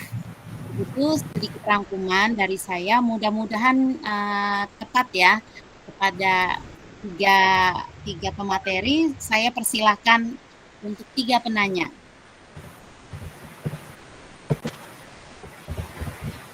Ya baik, yang pertama Pak Kris dari, ya silakan Pak Kris, 1 pertanyaan.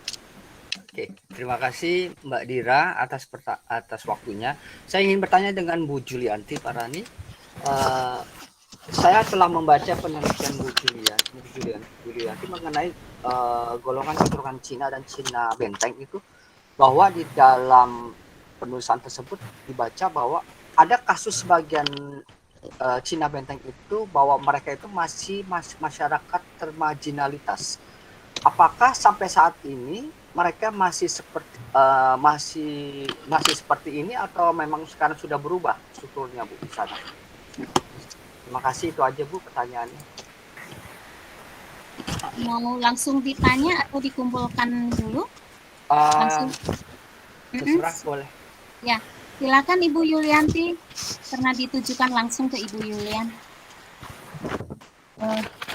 Terima kasih Sis ya atas pertanyaannya. Masalah masyarakat yang termarginal itu, ya memang tergantung. Kelihatannya di kampung Sewan itu sudah lebih baik. Jadi artinya ibu-ibu dari benteng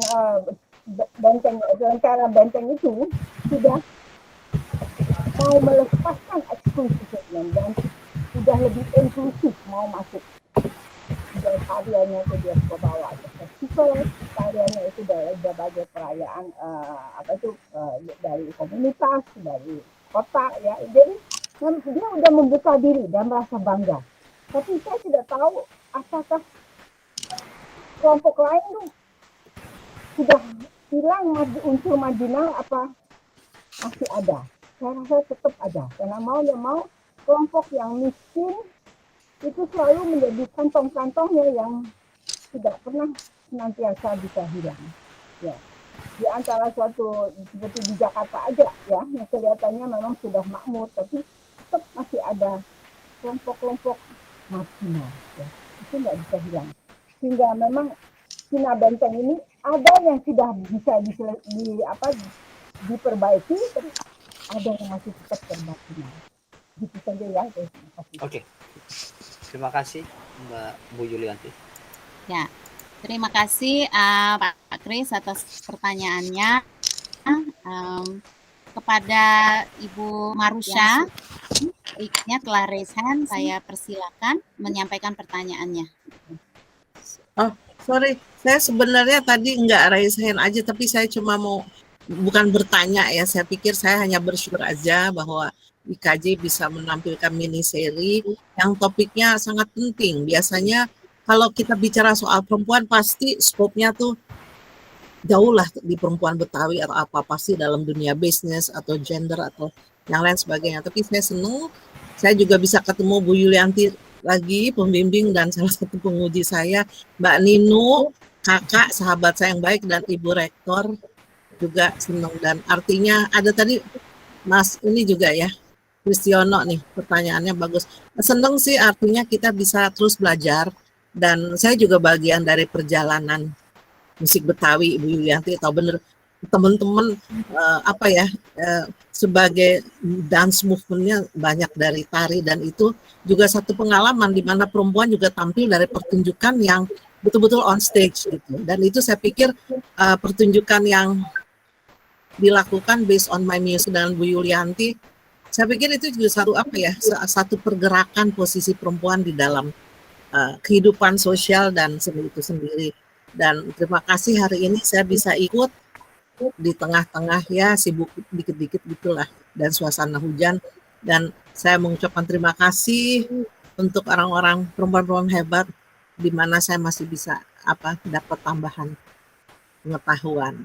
Semoga IKJ terus lancar dengan topik berikutnya di bawah rektor perempuan juga. Saya pikir penting karena bicara perempuan, rektor kita juga perempuan. Jadi luar biasa dan salut untuk IKJ. Makasih Bu Dira juga yang jadi moderator. Sukses. Ya, baik, terima kasih Dr. Marusha atas pertanyaan dan semangatnya ya. Berikutnya saya persilakan sahabat saudara saya yang baik hati dan ramah, Bang Yahya Andi Saputra, saya persilakan untuk menyampaikan pertanyaannya. Terima kasih Bu Dira dan Selamat siang semua yang tercinta di sini. Ini gerak-gerak begini ya. Gerak-gerak nggak Bu gambar saya? Ya, gerak-gerak dikit. Kacau. Tapi suaranya jelas. Itu jadi ibuku yang tercinta, Ibu Nino, Ibu Julian, habis namanya Ibu Julian. Kemudian yang tercinta Ibu Rektor, saya Yahya. Saya beberapa kali nonton Lenong yang tadi disinggung oleh Ibu Nino. Misalnya Nyai Dasima itu saya nonton 3 kali ya dalam pertunjukan Lenong. Kemudian juga si Mira Singa Betina dari Marunda itu saya nonton juga beberapa kali. Kemudian juga yang kemudian dinyatakan sebagai si Manis Jembatan Ancol, dalam beberapa kali saya juga nonton pertunjukan itu. Dan ketiganya ini memang sudah digarap secara modern pada abad 21 ini. Nah, jadi di situ jelas betul bagaimana cewek-cewek itu, perempuan-perempuan itu nongol dalam dunia pertunjukan. Jadi jelas betul bagaimana Mak Buyung di situ mempengaruhi banyak orang sehingga peristiwa muncul dan akhirnya mengakibatkan akhir hayat yang ironik bagi perempuan yang bernama Nyai Dasima. Begitu juga kemudian peran bagaimana si Singa Betina itu di dalam rumah tangganya, bahwa dia menjadi tokoh utama dan menjadi pilar dalam cerita itu dan seterusnya. Bu Rektor, saya berpikir bahwa 15 saudara saya, dan Ibu tadi juga bilang banyak saudara, kita ngatur pagi-pagi ketika kita mau pergi sekolah. Bagaimana 15 orang yang dilahirkan, misalnya saya langsung bilang aja nyak saya, 15 orang lahir dari rahim beliau, dan sekarang umurnya sudah 90-an tahun, masih bisa ngaji, masih bisa dia dulu dukun urut di Gandaria Selatan. Jadi kita bertanggaan sebetulnya, Bu Rektor. Nah, itu bagaimana dia itu mengatur itu semua. Di dapur dia menjadi begitu hebat karena dia paham nutrisi, dia paham segala macam makanan. Kemudian di kasur dia juga paham betul bagaimana dia menjadi perempuan yang mulia, yang memartabatkan suaminya, yang memelihara bahtera rumah tangga demikian hebat. Di sumur juga dia begitu, bagaimana dia mengatur anak-anaknya sekolah itu dengan pakaian yang rapi. Jadi hal-hal seperti itu yang menurut saya, meskipun saya cuma bisa membaca huruf Arab Bundul, dengan kalau dia kirim surat saya dulu waktu kecil itu dia pakai huruf Arab Bundul, ketika kita mukim, maka itu, tapi itu adalah satu gambaran bahwa perempuan Betawi itu sebetulnya perannya, lelaki memang menjadi kepala rumah tangga. Tetapi penguasa rumah tangga adalah seorang perempuan. Dan itu di mana-mana. Kemudian kalau kita perhatiin misalnya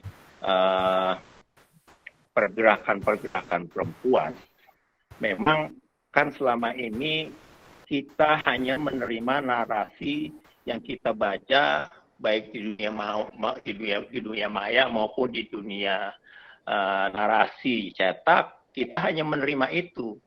Maka alangkah baiknya ada rekomendasi dari pertemuan ini nantinya saya usulkan kepada Bu Rektor, ada narasi yang betul-betul melakukan penulisan bagaimana terutama memang diawali dengan penelitian-penelitian bahwa peran perempuan itu begitu mulia, begitu luar biasa di dalam keluarga Betawi. Jadi nanti ada buku yang besar, yang bagus dari hasil pertemuan kita kali ini. Ada satu buku yang besar yang menceritakan narasi perempuan Betawi yang memang luar biasa. Kalau tadi Ibu singgung soal kawin-kawin sih, saya rasa di mana-mana suku suka kawin, Bu. Dan itu kan stereotip yang memang ditimpahkan kepada kita, kepada orang-orang Betawi, bahwa ketika orang melihat itu ada orang kawin, di mana-mana orang kawin banyak. Sampai sekarang di mana-mana itu. Tapi justru saya mendapatkan dari keluarga saya yang 15 orang, kemudian keluarga mertua saya yang 9 orang itu, mereka orang-orang yang sangat setia pada hidupnya, pada pasangannya. Saya rasa begitu. Ya. Terima kasih Bu Dira, dan ibu-ibu yang tercinta, sangat cinta kepada engkau semuanya. Demikian, terima kasih. Ya, baik. Terima kasih Bang Yahya. Sepertinya itu disampaikan ke Bu Rektor pertanyaannya, atau bagaimana Bang? Iya, yang pertama kepada Ibu Nino tadi perihal narasi pertunjukan, dan juga yang kepada Bu Rektor. Gitu. Ya baik Bu Rektor, tadi ada himbauan dari Bang Yahya. Nanti semoga dapat diterbitkan buku ya dari pertemuan ini untuk membahas narasi perempuan dari hasil pertemuan kali ini. Dan pertanyaan dari Bang Yahya itu bagaimana perempuan dalam keluarga dapat mengatur dalam keluarga dan menjadi sekaligus perempuan yang mulia. Mungkin rasanya sudah disampaikan ya oleh Bu Rektor.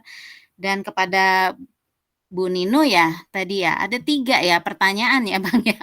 Kepada Bu Nino juga mengenai narasi perempuan dalam pertunjukan tadi ya. Silakan Ibu Nino, Bu Indah untuk menanggapi. Atau mungkin Ibu Nino dulu ya. Ibu Nino. Ya. Maaf, saya agak kurang terlalu dengar, tapi saya baca. Ya.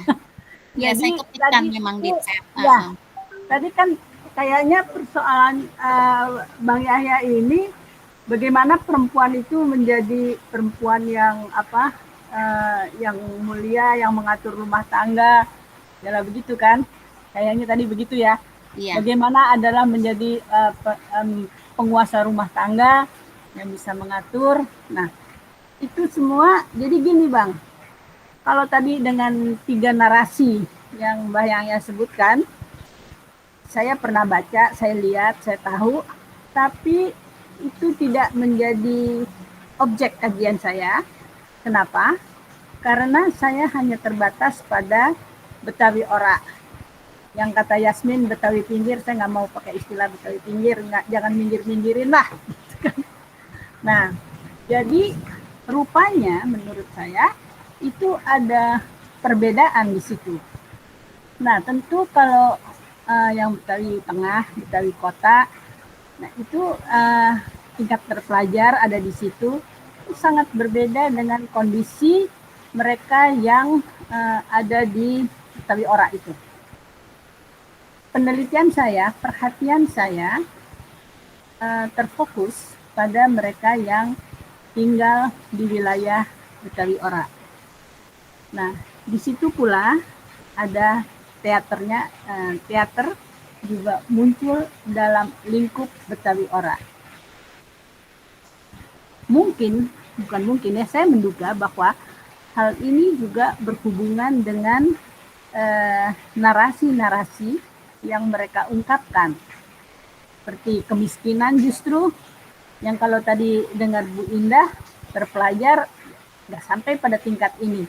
Tapi itu kan mungkin Betawi Tengah. Nah, kalau ini yang di pinggir, itu mereka tinggal di tanah-tanah partikulir yang tuan-tuan tanah menguasai tanahnya, menguasai mereka, sehingga mereka tertekan. Kondisi ini sudah sangat berbeda dan berpengaruh juga pada teater, pada narasi. Nah, jadi begitu Bang Yahya. Yang saya lihat bahwa saya tidak sempat lihat lagi sebanyak-banyak mungkin cerita yang ada perempuannya, tapi contoh yang ada juga yang saya masih ingat Kuntilanak. Cerita Kuntilanak itu juga udah perempuannya negatif.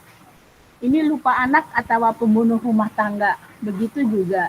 Jadi banyak sekali yang kalau tadi diharapkan menjadi nilai perempuan Betawi itu adalah mengurus rumah tangga dan bagaimana menjadikan dia perempuan yang mulia, itu rupanya di dalam narasi untuk Betawi Ora itu sepertinya pada waktu itu belum terjadi, karena sekarang pertunjukannya juga sudah mulai berkurang kan.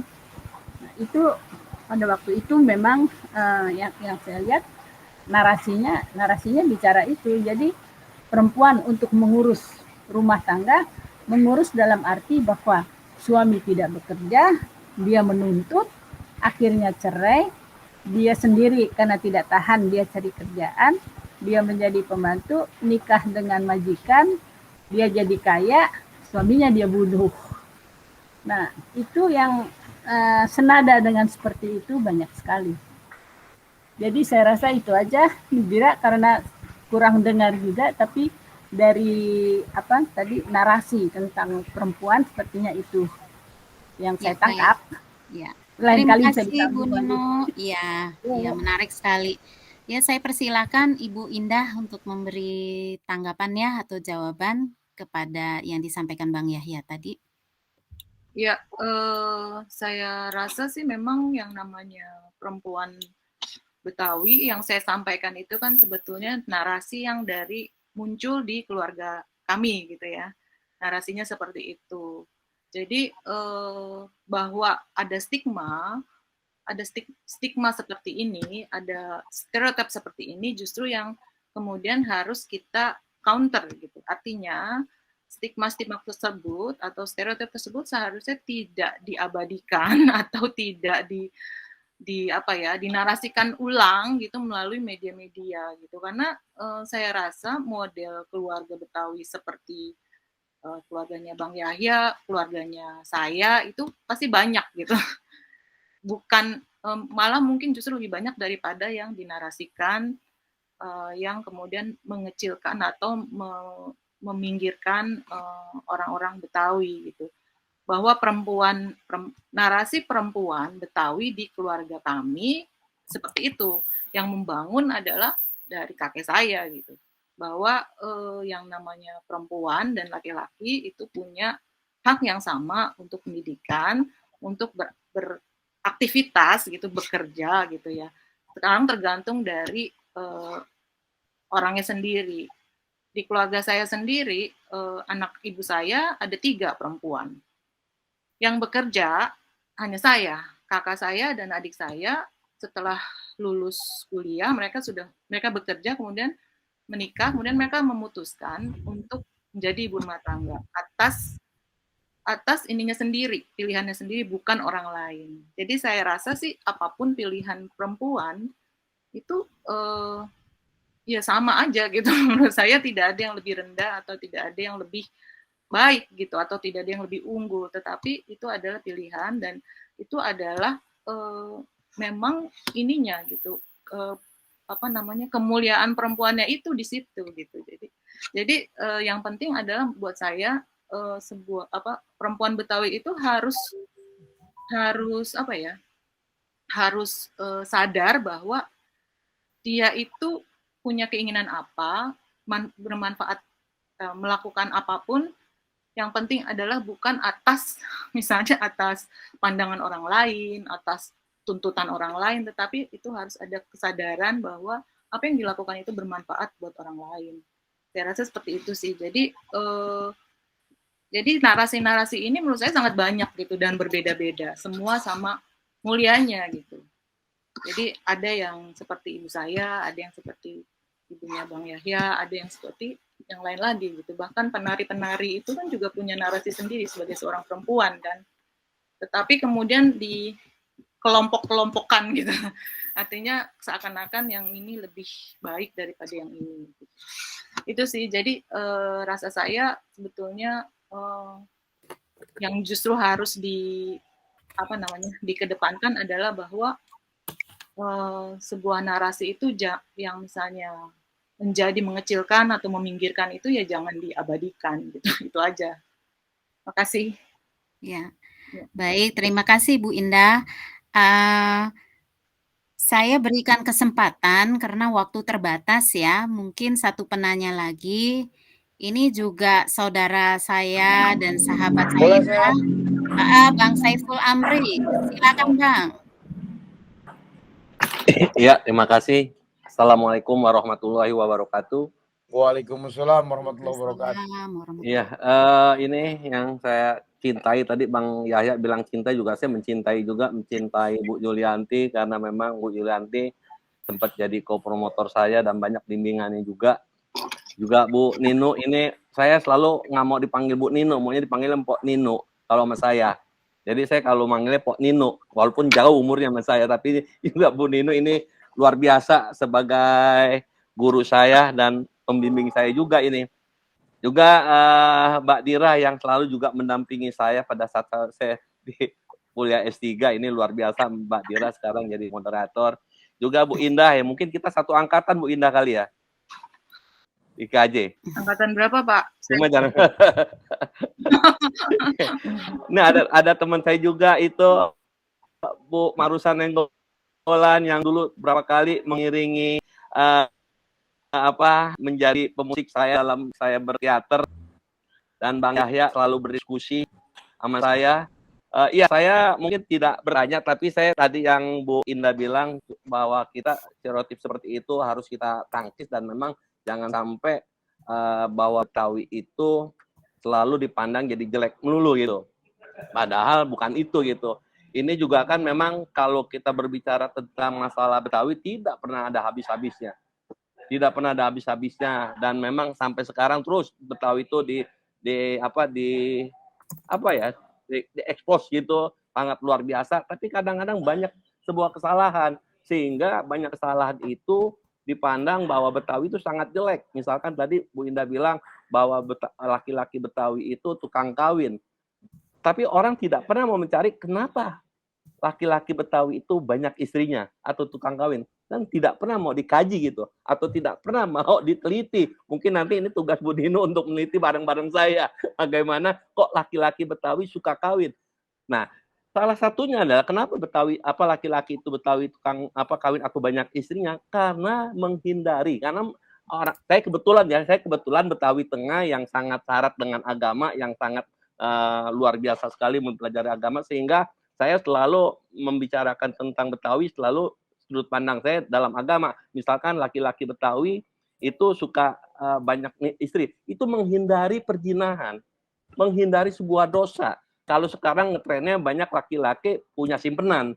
Nah, laki-laki Betawi tidak mau seperti itu, tidak mau menimbulkan sebuah dosa. Jadi saya selalu sudut pandang dengan agama, dan ini kan sangat luar biasa. Nah, terus tadi Bu Indah juga bilang bahwa perempuan Betawi itu tidak mau sekolah, tidak mau maju segala macam. Bukan, karena perempuan Betawi itu sangat luar biasa memahami tentang agama. Bahkan kalau kita nurutin tentang dalam agama, bahwa perempuan atau ibu itu adalah surga di bawah telapak kaki ibu. Dan ini sangat luar biasa sama orang-orang Betawi ini diresapi, sehingga yang tadi Bang Yaya bilang sangat luar biasa bagaimana kalau suami kerja, si istri itu bisa mendidik anak sampai luar biasa, dan ini bukan pekerjaan gampang, dan laki-laki mungkin tidak bisa. Makanya saya selalu sekali sama yang namanya perempuan itu bisa melahirkan seorang Yahya, misalkan bisa melahirkan seorang Yahya, bisa melahirkan bapak-bapak yang sangat luar biasa atau laki-laki yang luar biasa. Ini kalau bukan karena ibu, kalau bukan karena wanita, ini tidak mungkin seperti itu gitu. Nah, itu saya pikir artinya saya pengen yang tadi Bang Yahya bilang bahwa kita buat sebuah buku yang sangat luar biasa, bahwa jangan sampai orang-orang yang memanfaatkan Betawi, yang bukan orang Betawi, memanfaatkan Betawi untuk kepentingan kepentingan seperti kayak bikin sinetron atau film, itu cuma dimanfaatkan kejelekan Betawi. Iya, terima kasih Bang. Ya, Ada satu lagi Oh ya, saya mau satu kasih lagi. contoh. Ya. Misalkan saya kasih contoh tukang bubur naik haji. Mana ada tokoh Betawi semacam Haji Rohidin itu memerankan seperti itu? Tidak ada sama sekali. Jadi memang betul-betul sangat luar biasa ini bahwa orang Betawi dimanfaatkan untuk kepentingan komersial gitu. Saya pikir itu karena memang waktu sudah habis. Terima kasih Bu Dira. Ya, terima kasih semuanya. Bang. Ya, Assalamualaikum warahmatullahi wabarakatuh. Waalaikumsalam warahmatullahi Senang wabarakatuh. sekali ya masukan dan komentar dari Bang Saiful Amri. Mungkin ini sepertinya komentar ya Bang ya, Ya, tidak ditujukan kepada seseorang, tetapi ini betul untuk menjawab mengenai buku. Rencana kami dari percakapan hari ini itu akan kami olah menjadi e-book dan itu akan menjadi dwibahasa. Jadi kelanjutan dari bincang-bincang ini akan menerbitkan e-book ya. Kenapa dwibahasa ini? Agar percakapan, perspektif yang baru ya mengenai kebetawian dan mungkin ke depannya ya mengenai yang topik-topik berikutnya itu supaya bisa dibaca oleh dunia ya, supaya mendunia, makanya akan diterbitkan dalam dwibahasa. Dan terima kasih sekali untuk menutup acara ini. Saya sekali lagi menghaturkan terima kasih kepada para narasumber, Dr. Indah Cahyawulan, Dr. Yulianti Parani, dan Dr. Nino Kleden, memicu, menyemangati ya rencana kami untuk mengadakan diskusi bulanan ya, mengadakan diskusi bulanan seperti ini dan rencananya untuk bulan berikutnya semoga terlaksana, bismillah, itu akan bicara multikulturalisme dalam masyarakat Betawi dan interaksi mereka dengan etnis yang lain gitu ya. Ya, sepakat itu. Bagus. Tentatifnya. Jadi terima kasih Pak Layanto ya atas dari Satu Babakan kita. Oh iya ya, makasih Pak. Terbuka. Gitu kalau ya. mau diskusi di Satu Babakan juga silakan. Boleh Pak, semangat. Terima kasih. Ya, saya kembalikan kepada moderator. Dari saya, wabillahi taufik wal hidayah. Assalamualaikum warahmatullahi wabarakatuh.